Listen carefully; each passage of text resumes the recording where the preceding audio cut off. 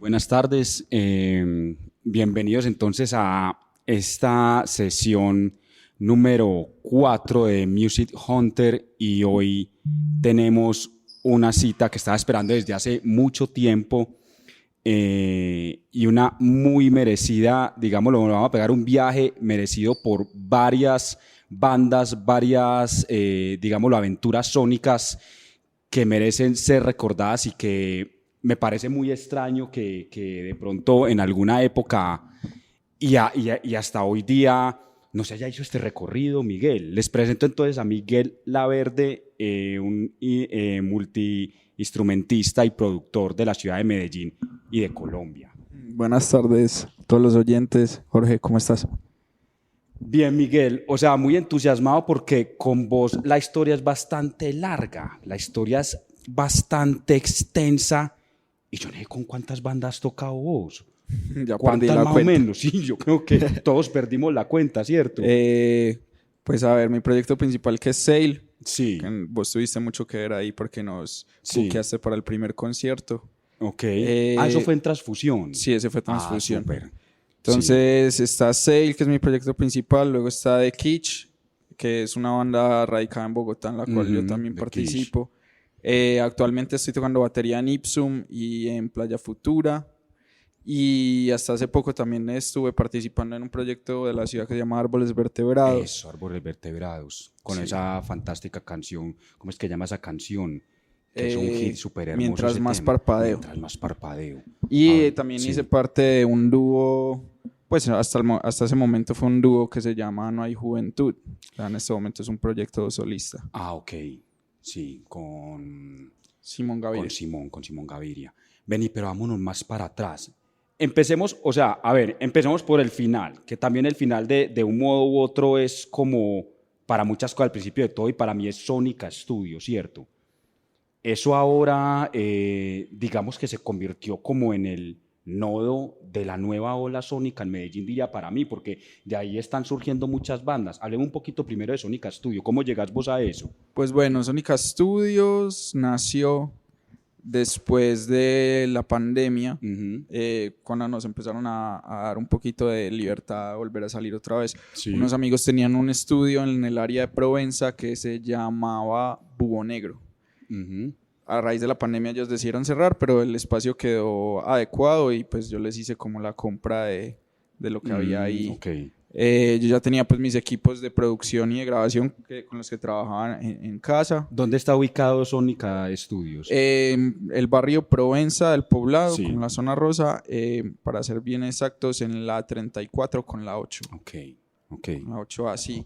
Y nada, nació, digamos que fue por eso, como que todos los equipos que yo tenía en su mayoría eran para producciones en vivo, ¿cierto? Para conciertos en vivo, pero en vista de que por la pandemia no iban a haber muchos eventos o no iban a haber eventos con aforo y con gente, pues decidimos meternos al estudio y se volvió un estudio de producción y también es una sala de ensayos. Entonces en este momento pues ya llevamos que 2 años desde que entramos a ese espacio y se ha vuelto digamos que una comunidad donde fluyen muchas bandas de diferentes géneros. Hemos tenido pues en su principalidad rock o música alternativa, pero también han pasado artistas de hip hop, de electrónica, de trap. Ahorita vamos a hablar de trap. Reggaetón, muchas cosas, pues en realidad no, digamos que no nos cerramos o no le cerramos la puerta a nadie. La idea ahí es como que fluya la música. Listo. Vámonos un poco para atrás. Yo recuerdo que hace ya que 20 años, no sé si me equivoco o no, Walkie Talkies. Walkie Talkies, sí, Eso fue hace muchísimo tiempo. Eso fue hace, yo no sé, eso fue que 2006, 2005. No, más. 2008. 2008, ah, ok. Sí, y cuando eso yo apenas estaba saliendo del colegio. Terminé el colegio en el 2010. Walkie Talkies fue del 2008 al 2011 casi. ¿Eso fue antes de vos irte para Londres? Sí, yo partí para Londres en mayo del 2011. Ah, ok. Y allá estuve 5 años. Entonces esa fue como mi primera banda o como el acercamiento que tuve como a la escena musical en Medellín. ¿Con quién estabas vos en esa época? ¿Esa banda se componía por quién? Esa banda era precisamente Sebastián Naranjo, baterista de Sail, y Tomás Restrepo, que en su época también fue el bajista de Sail, Sí. principalmente, sí. Y teníamos un guitarrista que se llama Simón Restrepo, que era del mismo colegio de Tomás. Digamos que esa banda nació fue de eso, como de las academias y los combos de música que habían en los colegios. Yo a Tomás y a Simón los conocí porque ellos iban con una academia que se llama Staff, iban a mi colegio a hacer como presentaciones musicales. Y a Sebastián, pues él estaba en la misma academia que yo en Solo Rock musical. Entonces, nada, terminamos como conociéndonos y por ahí en el poblado como que ensayábamos y armamos parche. Era como una clara influencia Arctic Monkey, ¿cierto? Era como muy Sí, por esa onda. digamos que esa era como el movimiento en esa época era Arctic Monkeys, Block Party, Franz Ferdinand, The Cooks. Total. Como toda esa movida de bandas independientes que salió de Inglaterra y como de la escena británica. Sí, como un nuevo renacimiento del Britpop y el rock ahí, ¿cierto? Sí, sí recuerdo claramente. Entonces sí, ese era... Claro que nosotros nos inclinábamos un poquito más por el surf, como por el surf clásico. Pero sí, claramente esa era como una influencia principal. Vámonos todavía más para atrás, Miguel. ¿Vos cómo carajos vas a dar con la música? ¿Cómo te conectaste? ¿Cuál fue como, si vos logras recordar bien, cómo fue como la primera conexión que vos tuviste, como vos dijiste, madre, es que lo mío es la música y lo otro sobra? ¿Cómo fue eso? Pues yo creo que desde la infancia, cuando estaba muy pequeño, mis padres me llevaban a clases como de, ¿cómo se llama eso? Como despertar musical y hacían como juegos didácticos enfocados a la música. Cuando cumplí 4 años me regalaron la primera batería. Una batería de Musical Cedar, pues fabricada acá muy pequeña, pero sí.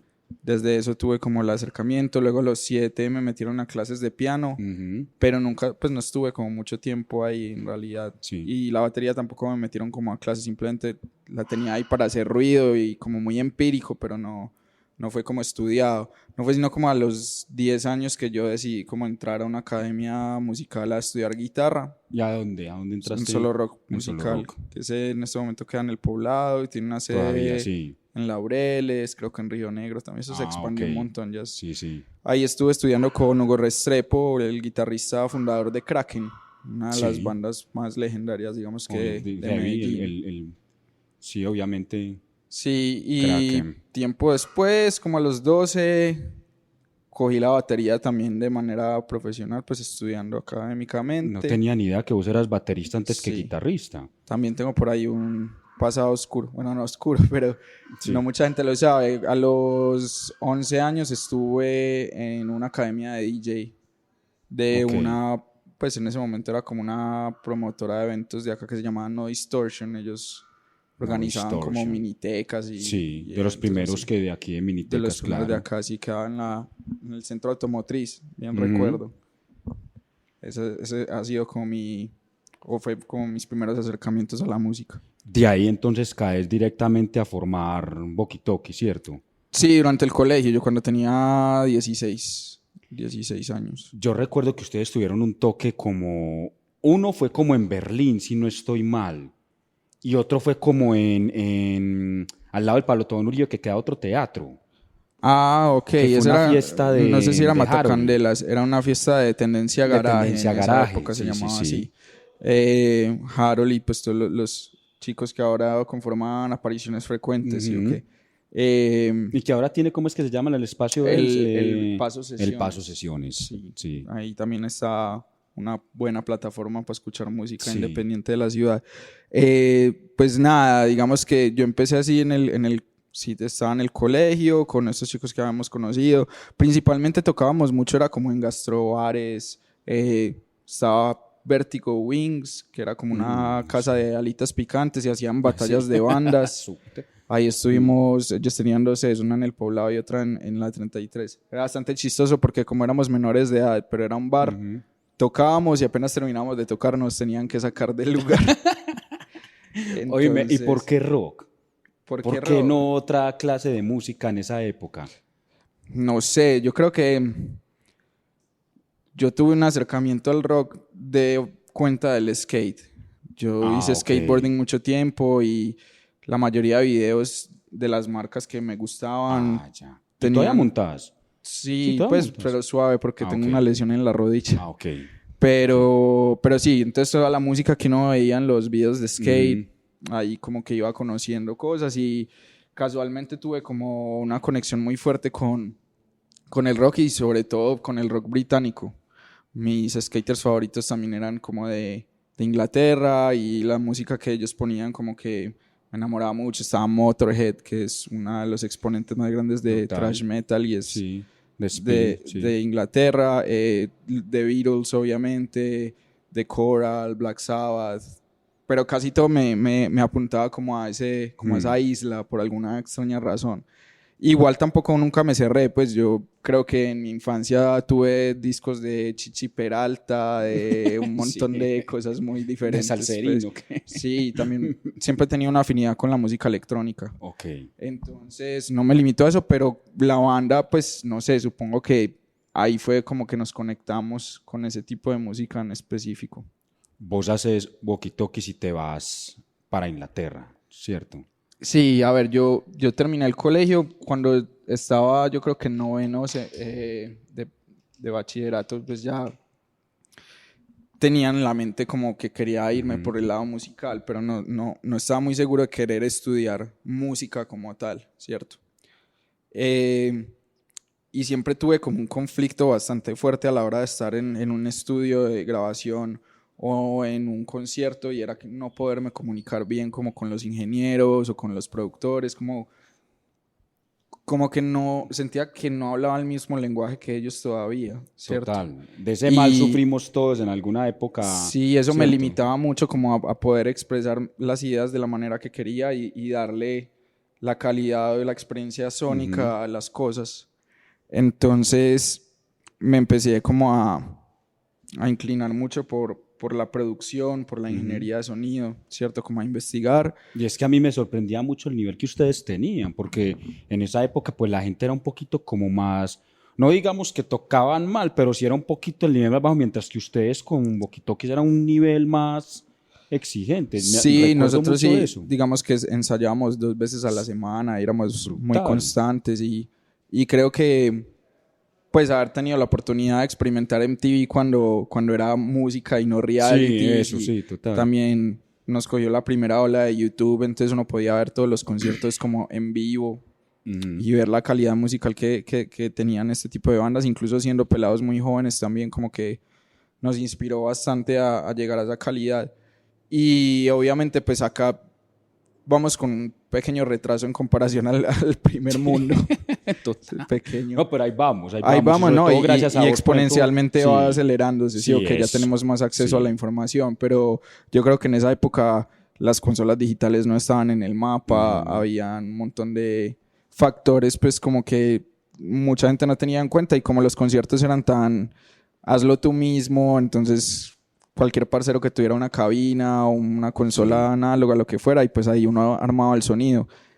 Y sonaba bien, pero no era como al punto donde queríamos llegar, ¿cierto? Y yo especialmente me sentía un poco frustrado en ese sentido y no poder como expresarle a las personas que estaban a cargo del sonido cómo quería yo que sonaran las cosas.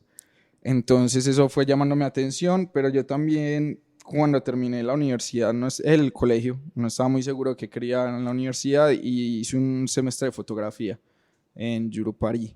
Es una academia privada que queda como por... De literatura también, ¿cierto? Sí. ¿Cómo? De literatura también es Yurupari, obviamente. Sí, ellos tienen ahí variados cursos. Sí. Y un momento donde ya tuve así fue como un choque cultural o no sé, como que me hastié, qué pena decirlo de pronto de esa manera, pero me cansé como de lo que estaba sucediendo acá, como un momento en que las bandas acá tenían muy mala vibra, se tiraban como la mala onda, mucha envidia, como que una competencia de pronto muy... Y aún todavía a veces se da eso. Pero ha cambiado y creo que eso es lo que ha hecho que en estos últimos 6 años haya crecido tanto la escena musical alternativa como lo es ahora.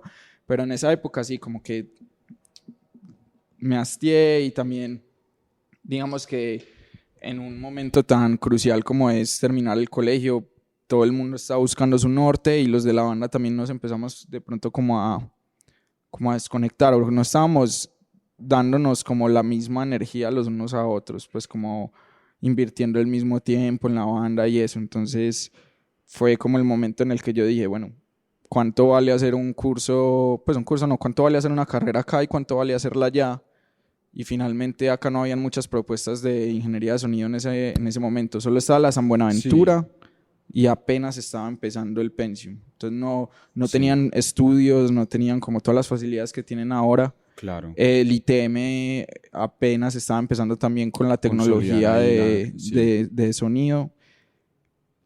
Pero yo me puse a ver, digamos, el semestre en la San Buenaventura me valía lo mismo que el semestre en la SAE de Londres. Obviamente los costos de vivir allá cambian, pero a vos te dan una visa de estudiante y con eso tenés permiso de trabajo. Entonces terminé haciendo eso, como que el curso, pues la carrera la hacía en 2 años, mientras que acá me demoraba 5. Allá eran 2 años en tiempo completo, o sea, solo tenía 15 días de vacaciones en verano y en invierno. Y opté por eso, me decidí ir a estudiar allá, así sin pensarlo mucho. Incluso lanzamos un EP, eso fue un viernes, lanzamos el EP, tocamos el domingo en el Sabané Toque y el lunes cogí el vuelo. Así de una, como que no hubo tiempo de despedidas ni nada. Pasan 2 años, ¿cierto? Ya vos venís con otra cara muy distinta del panorama musical, ¿cierto? Eso fue... De hecho, pasaron 2 años de haber completado la universidad, pues ahí hice la universidad. Sí. Y me quedé 3 años más. Ah, ok. Ya con una visa de trabajo, sí. Trabajando pues como sonidista en vivo. En Londres. En Londres, sí. ¿Y qué oportunidad tuviste allá de qué bandas tuviste como la Bueno, pues yo vivía en el este de Londres. Sí. Cuando llegué, yo tenía como un grupo de amigos colombianos y parchaba con ellos, pero también me gustaba mucho como salir solo a conocer. Entonces, allá son demasiadas las opciones que hay para ver música en vivo. Entonces yo mantenía en un barrio que se llama Camden Town, que es muy conocido. Allá salieron todas las bandas tipo Libertines y allá estuve parchando un rato. Caía a una fiesta que hacía mensual una banda que se llama One Night Only, o se llamaba porque ya no están activos. One Night Only. Ellos hacían como una fiesta al mes en un venue y siempre llevaban bandas. Entonces ahí empecé como a moverme dentro de la escena, a conocer como gente. ¿Llegaste a tocar con alguna a participar o articularte? Más desde la parte técnica, no como músico, sino como ingeniero de sonido. Conocí una banda que se llama Hairs. El vocalista se llama Rob Skipper. Lamentablemente él falleció por una sobredosis, pero él fue la primera persona que yo conocí en una zona de fumadores, y cuando le conté que era ingeniero, pues que estaba estudiando ingeniería de sonido, de una me dijo como, tenemos un tour en 2 meses, ¿se quiere ir con nosotros? Y yo dije como, de una. Las ventajas de fumar. Las ventajas de fumar. Entonces nada, terminé yéndome de tour con estos manes y ahí se abrió como toda esa perspectiva de qué era todo lo que uno necesitaba como para llegar a esa vida de las giras, ¿sí o qué? Y el rockstar de cierta manera, o sea, tener como el panorama completo de qué se trata. Exacto, entonces ahí tuve la oportunidad de conocer como el Reino Unido desde esa perspectiva, porque pues ya ahí abrí el horizonte y me fui más allá de Londres. Y ya a partir de eso también, viviendo en el este de Londres, llegué a un venue que se llama The Shacklewell Arms. Y allá me dieron la posición de ingeniero de sonido. Y este es un bar que literalmente mueve toda la escena alternativa de esa parte de Londres, y tienen de lunes a lunes programación, ¿cierto? Con bandas internacionales, bandas locales, de todo. ¿Qué bandas viste ahí que te llamaron la atención? Tuve la oportunidad de ver DJ set de Franz Ferdinand, The Horrors, tenía el estudio de grabación al lado, entonces mantenían parchando ahí, hacían muchos toques ahí. Vi a... Me imagino que eso fue antes de que los tocara este chico de Vic, de Horrors, me imagino. Sí, era un sí, sonido sí. como más Sí, era más punk. primario, ¿cierto? Era Sí. más punk, sí. Ahí me tocó cuando ellos habían lanzado el Primary Colors Sí, recién y el lanzado, me Sky. imagino. Ok. Ya después, a ver, ¿qué más bandas vi allá? No, es que vi demasiado. Vi a La Las, que es una banda muy buena de surf de California. A Place to Bury Strangers, que son de New York. Total. No, o sea, es Mac DiMarco, muchas bandas de España también, de Parrots, por ejemplo. Sí. Entonces ahí estuve pues como en contacto con esa movida alternativa de la ciudad. Duraste 3 años ahí más o menos, me decís, ¿cierto? Sí, alrededor de 3 años. No trabajaba solo en ese bar, pero era como una cadena. Entonces tenían Iba 4 o rodando. 5 venues alrededor del este de Londres Ok. y un día hacía shows acá, el otro día lo hacía en otro bar y así.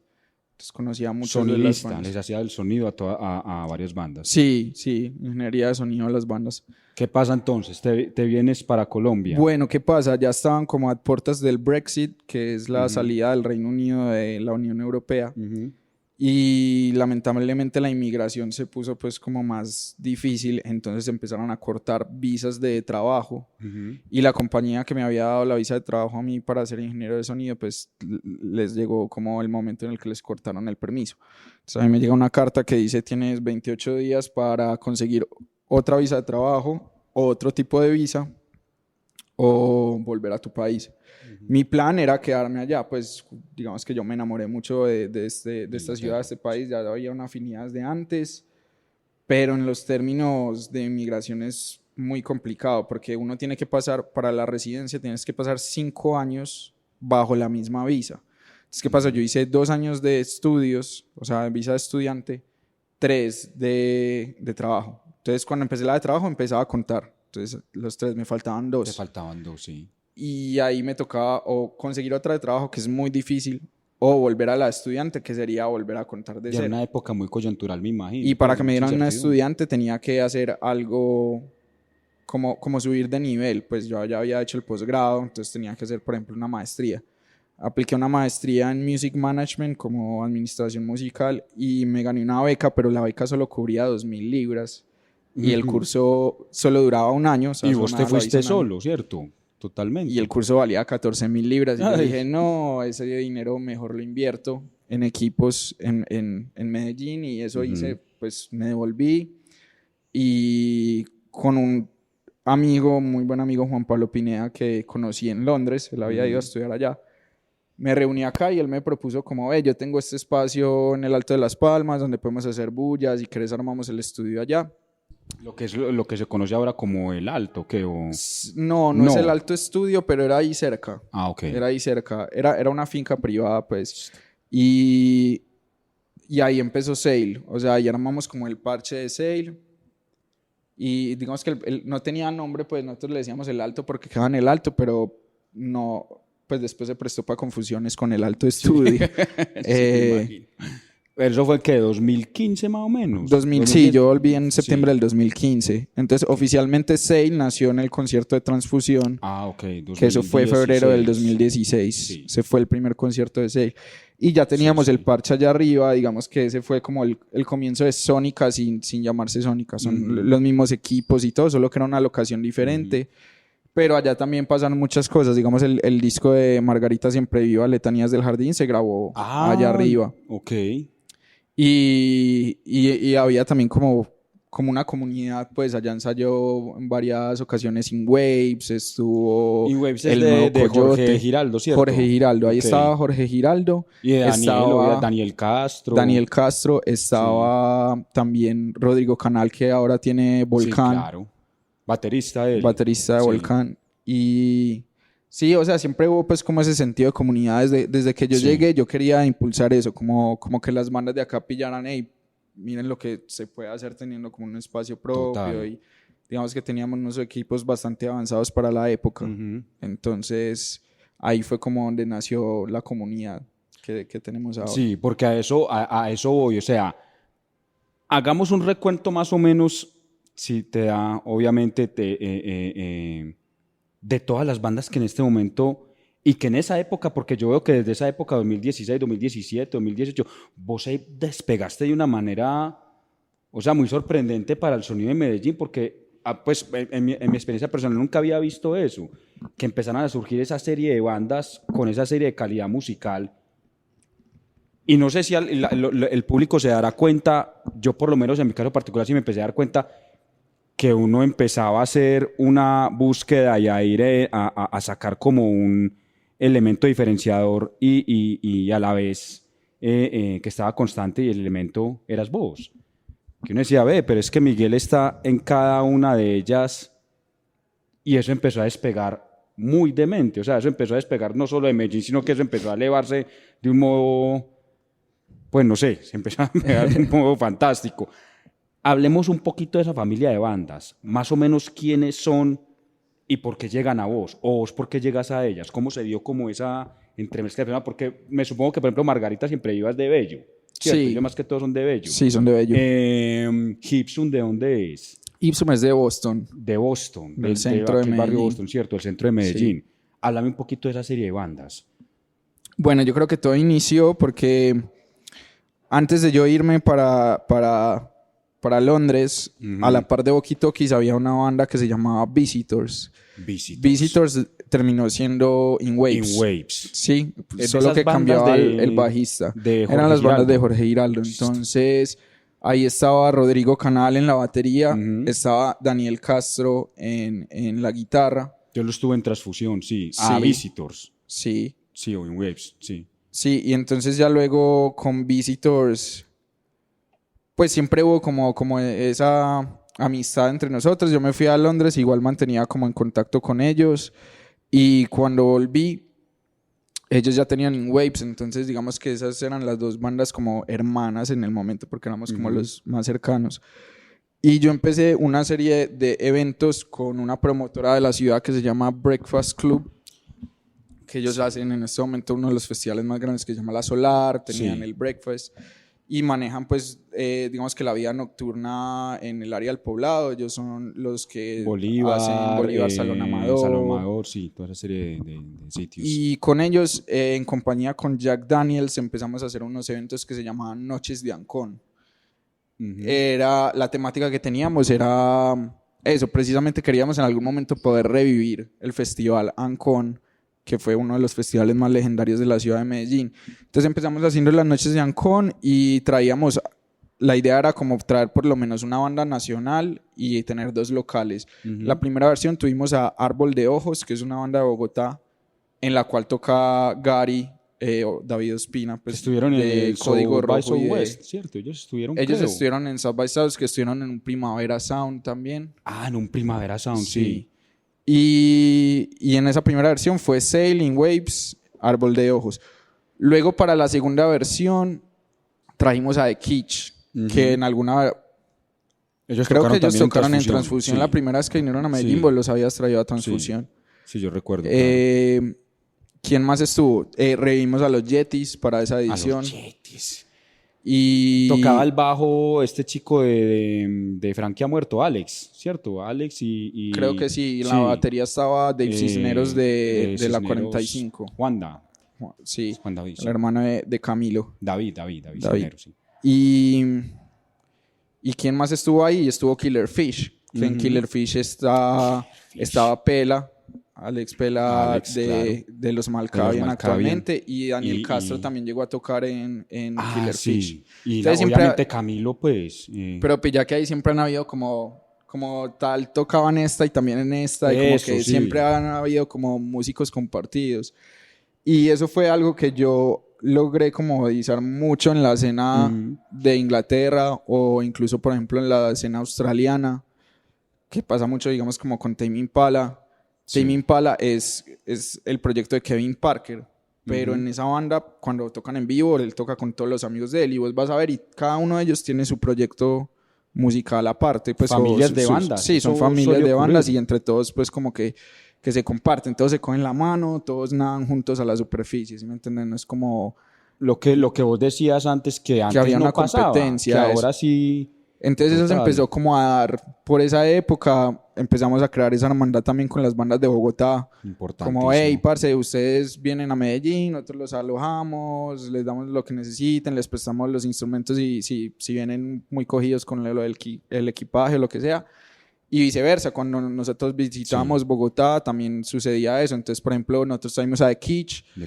The Kitsch llevó a Sale a Bogotá también para un festival, y así pues se fue creando como ese entorno de comunidad entre ciudades, y yo creo que eso también hizo pues como que creciera.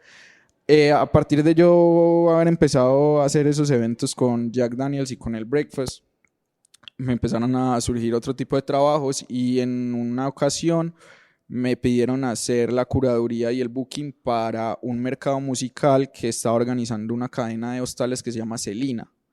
Ellos hicieron un festival, un music market que se llama el Celina Sims, creo que todavía lo hacen, y en esa primera versión tuvimos 4 escenarios simultáneos durante 4 días.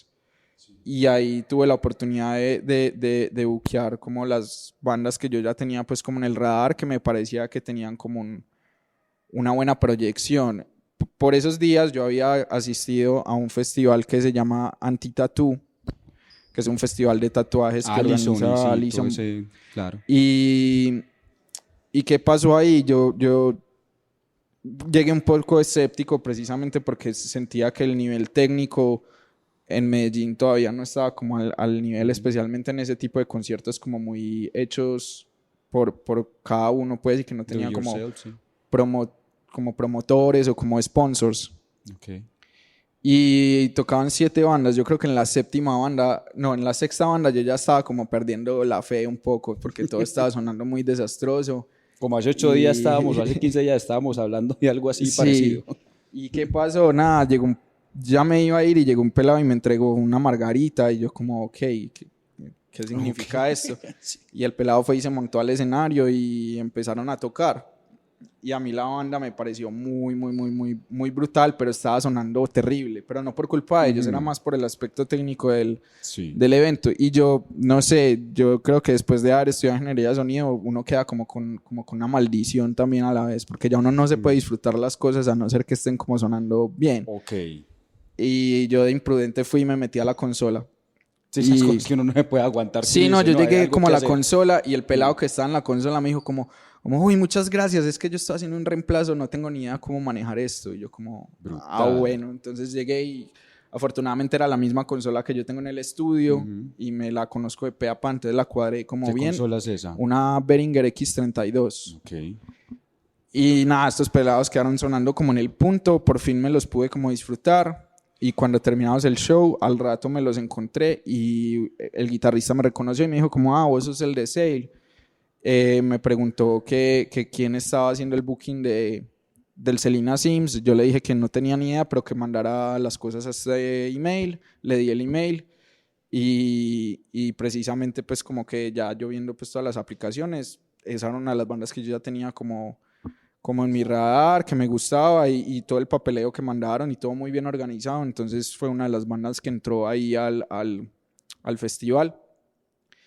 También estuvo la banda El Bisonte, que también es del combo, y en ese festival pues trajeron varios productores y digamos que fichas importantes de la industria musical a nivel internacional. Entonces vino Danton Supple, que es el productor de The Cure, de Coldplay, de Manacho y Desecho, digamos que con la escena británica.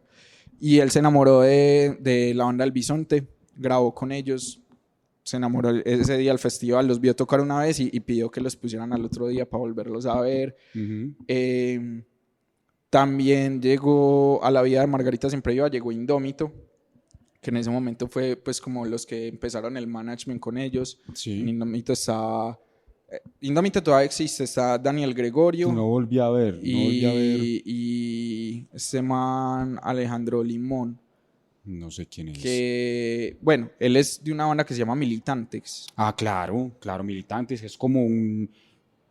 tiene muchas raíces de jazz, ¿cierto? Y hay saxofón, creo. Sí, pero también tiene algo muy punk ahí. Es una banda bastante particular. Bueno, ellos tienen Indómito en ese momento, pero en ese momento eran Daniel Gregorio y Juliana Gómez. Ella en ese momento hace el management de tanto la banda del Bisonte como de Margarita. Okay. Entonces, a partir de ese festival, digamos que el management los De conoció Selena, a ellos. de todo eso de Selena que me estás diciendo, ¿cuál? En el festival de Selena, Okay. en el Music Market. Y también Antitatú, estaba, y también todo eso se relaciona. O sea, por el ¿cierto? Antitatú yo conocí a Margarita y los metí en el Selena Sims. En el Selena Sims, Margarita y la banda del Bisonte conocieron lo que ahora es su management.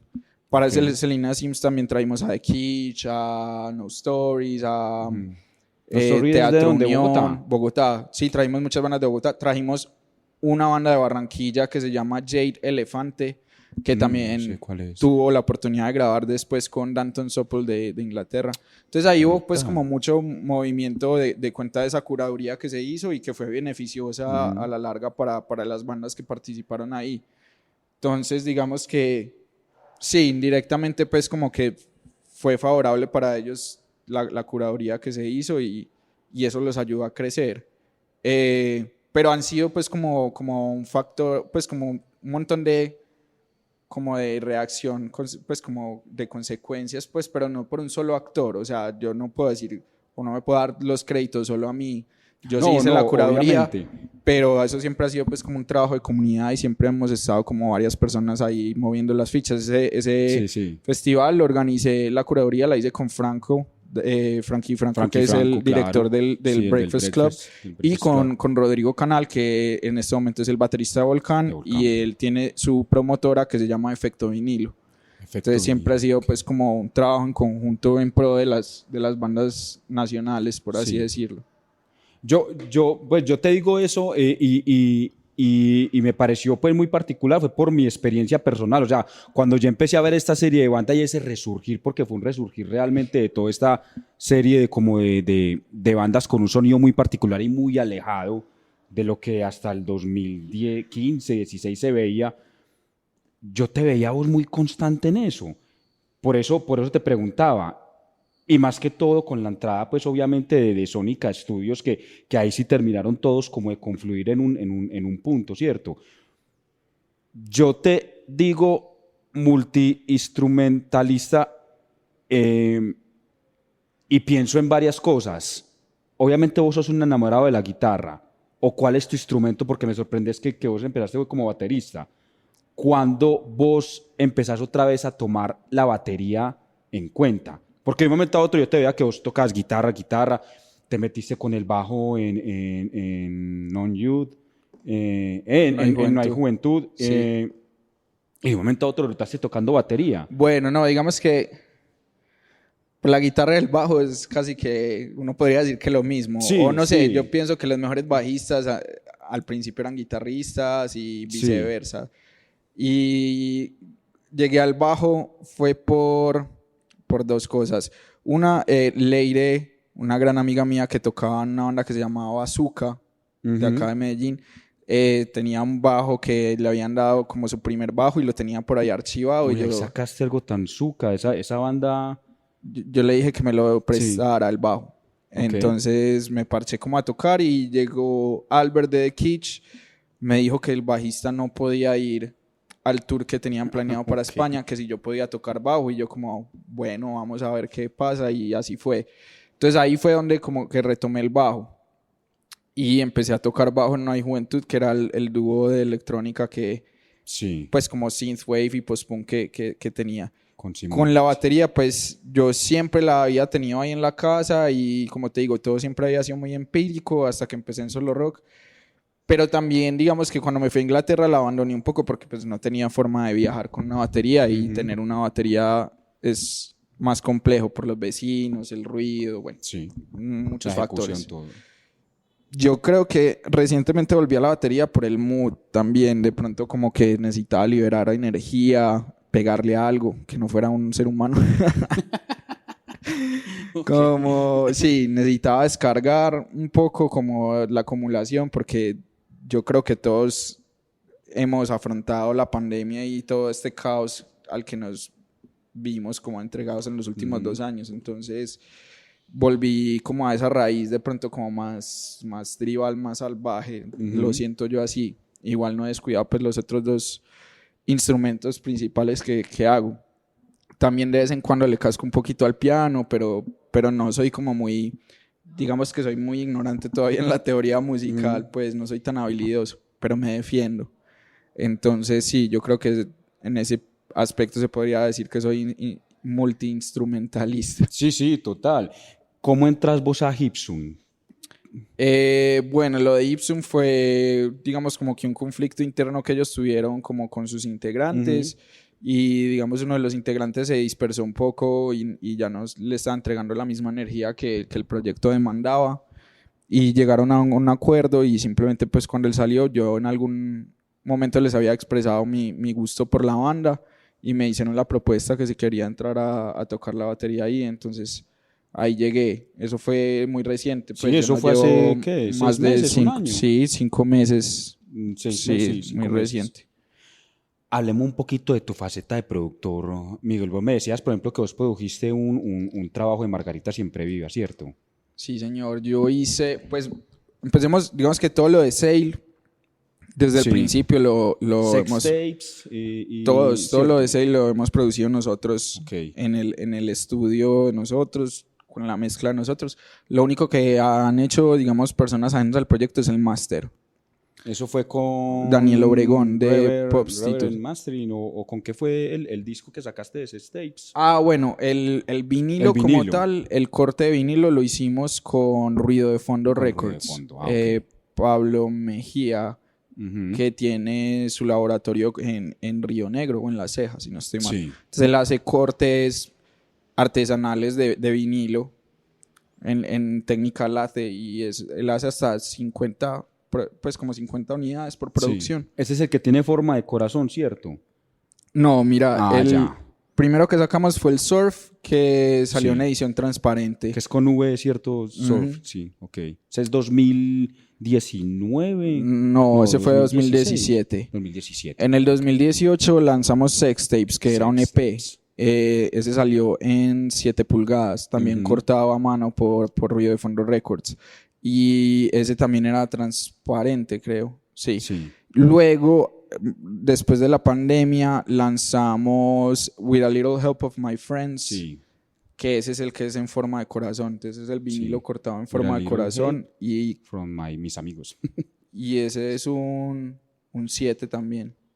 Sí. ¿Cuál es el que tiene forma de corazón? Ese. El ¿cierto? With a Little Help of My Friends. Okay. Ese salió, son 4 canciones y no son solo de Sale, sino que son como feats con es como otros amigos. ¿Quién hizo esa carátula? Esa carátula es como toda loca. La hicimos nosotros, tomamos fotos de la banda y de los invitados, que en este caso fue Cristian Sánchez de Margarita Siempre Viva. Ven pillemos, porfa, a ver si podemos ver un momentico de Sale. De Sale pone, creo que el primero acá. Gravedad fue que... Gravedad fue un single. Ese fue un single, ese no salió... Vení, metámonos al sitio de Sale. Metámonos, devolvámonos un poco. Si querés ahí abajo bajemos aquí, en el usuario, en el canal debe salir. Aquí metámonos aquí, pam. Entonces ese disco de With a Little Help of My Friends fue con Cristian Sánchez de Margarita Siempre Viva, con Leire de Bazooka. Este fue el primero, Sí, ese fue el primero. Que tiene también su proyecto. Bajemos un poco más. Este es el que yo digo. Ponelo por un momento. Páralo de allá. Súper.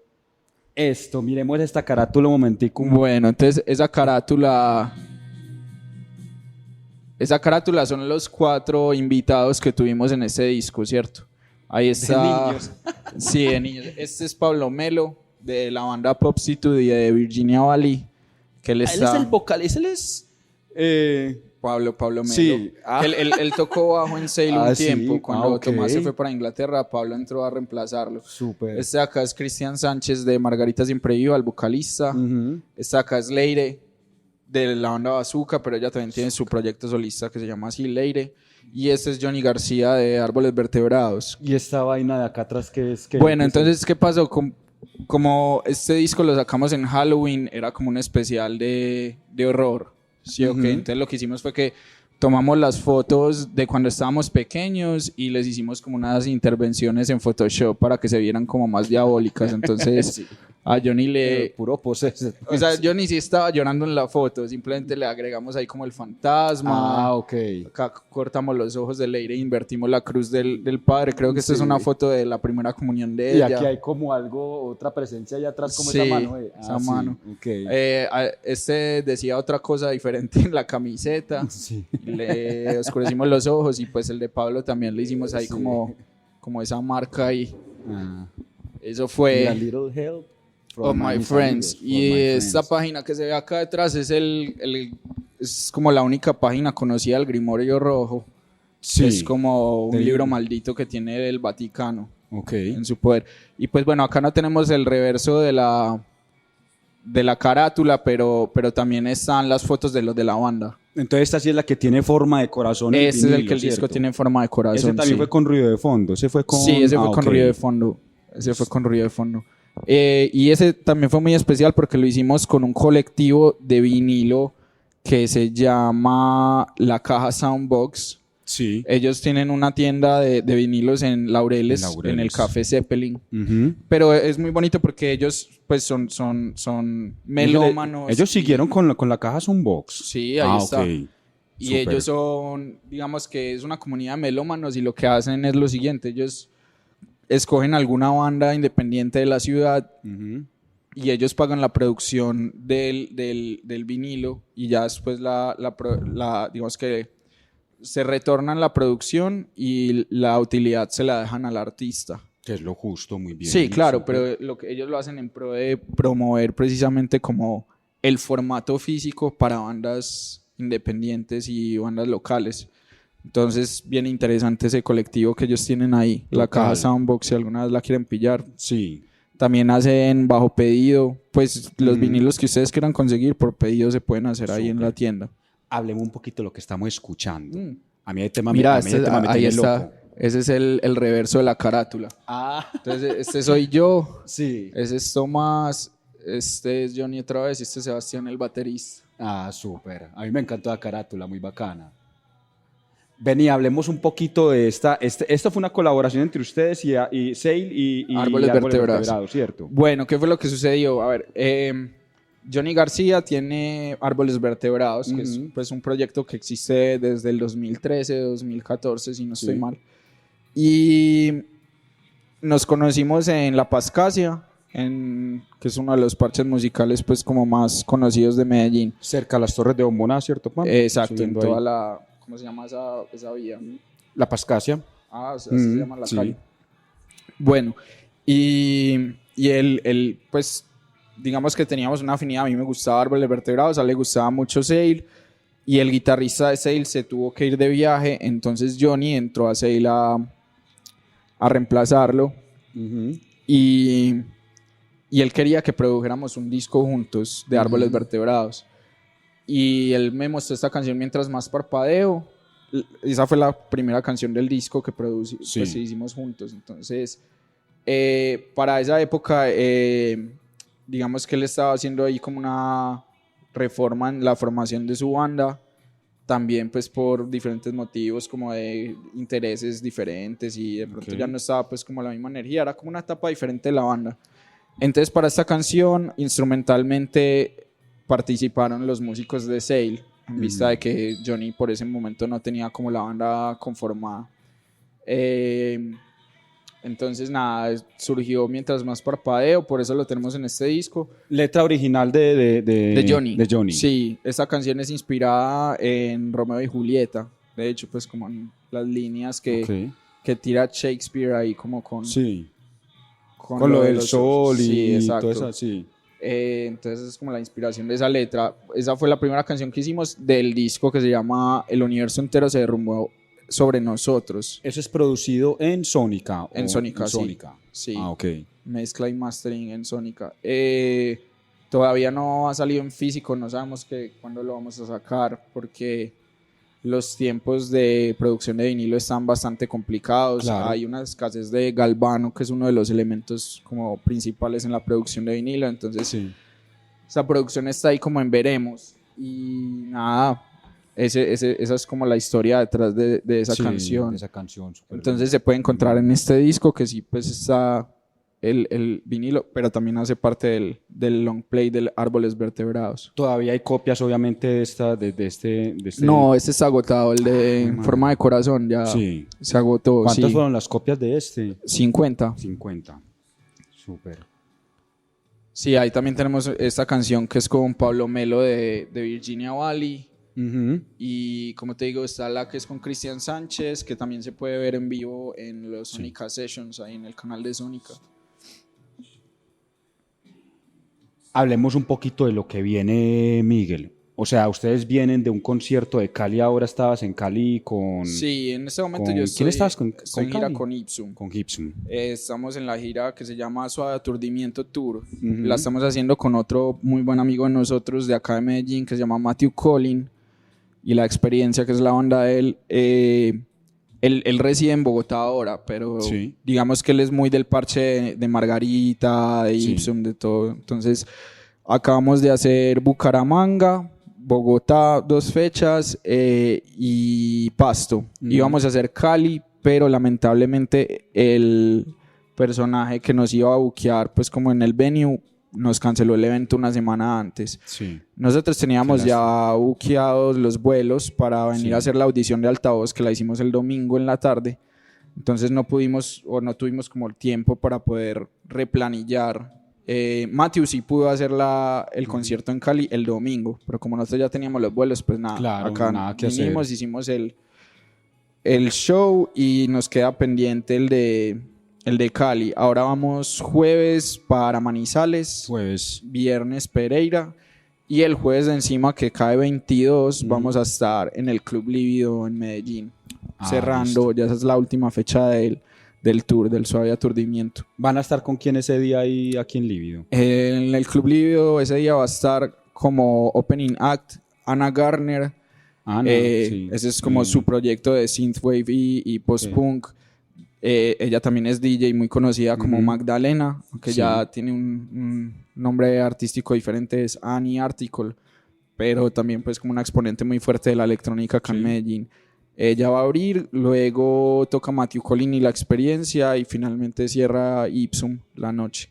Súper. Miguel, ¿qué se viene ahora para Sónica Studio? ¿Qué se viene para Miguel?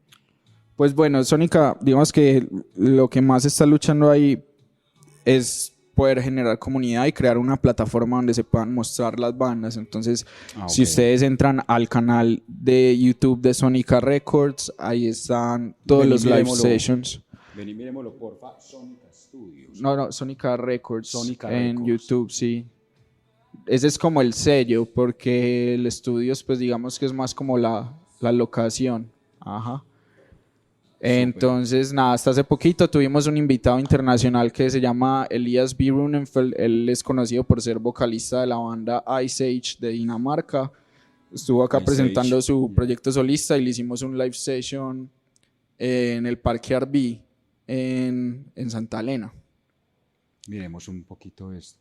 Sí, entonces con él pues fue interesante porque estuve de visita. Hicimos un concierto con él en el Club Lívido de su formato solista, que es así en acústico. ¿Eso es grabado aquí en Santa Elena? Sí, este video lo hizo Daniel Castro. Daniel Castro, que era de InWaves y de... En este momento está en España. Él vive en Barcelona, reside en Barcelona. Él está ahora ya estudiando... Bueno, estudiando no, ya terminó de estudiar, pero él estaba haciendo dirección de fotografía y dirección en cine.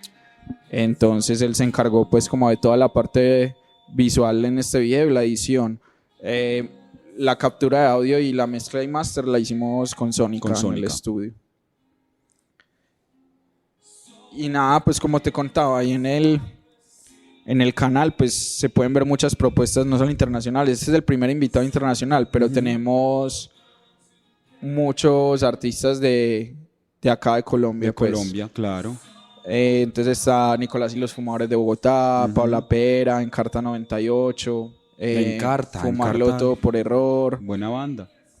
Quemarlo todo por error. Está Voodoo, que es una banda nueva acá en Medellín también muy buena, que hace parte del sello. Y nada, la idea es eso, precisamente como presentar la plataforma en la que las bandas puedan explotar ese recurso que abrió, digamos, también en cierta parte de la pandemia, y es demostrar que el arte también puede ser consumido vía digital, pues como que el formato en vivo, ¿cierto? Es como, no siempre hay que estar ahí físicamente, pero si uno lo puede mostrar como una buena calidad también, es como un escenario, pues por así decirlo. Total, y qué bueno que se consolide como tan bacano el sitio de Sónica. Claro. Porque para los que nos siguen, pues es, como decía muy acertadamente Miguel, es un lugar donde confluye mucho el sonido, digámoslo, de ahora, de no solo de rock, porque también ahí yo vi hasta experiencias de trap, ¿cierto? Hasta vos mismo experimentaste con trap en alguna. Sí, en en el punto. disco de Árboles Vertebrados Sí. hay una canción de trap y Sí.